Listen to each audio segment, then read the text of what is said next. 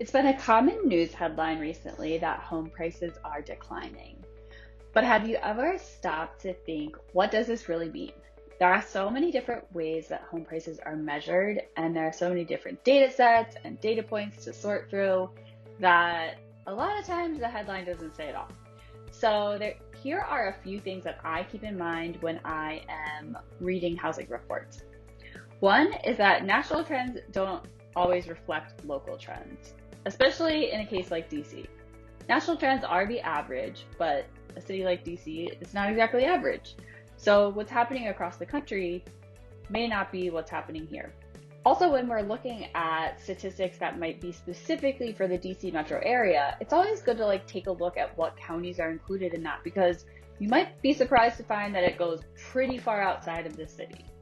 The other thing that I think is worth noting, especially right now with where our housing market is that whether we're looking at year-over-year data or month-over-month data or month-to-month data is very different. So year-over-year data, long-run data, is going to be like how our prices this month compared to a year ago versus how our prices today compared to last month.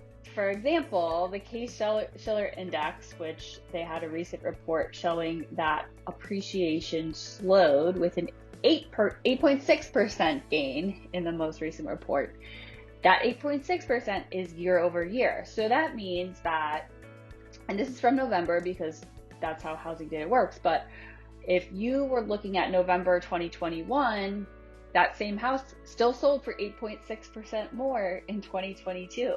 Now that is a decline because the month prior, the percentage was higher, so the appreciation is slowing and prices are declining, but it's still up a considerable amount from the prior year. I think that's worth noting. And then also there are markets, particularly urban markets, that continue to experience price increases.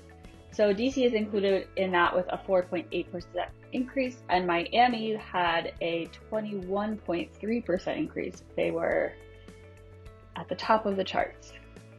So I think overall it's just worth noting in general with all news that what makes the headlines is what's likely to get views, and it rarely presents the whole situation. So I think it's always worth digging a little bit deeper, especially if this is a topic that you're interested in learning more about.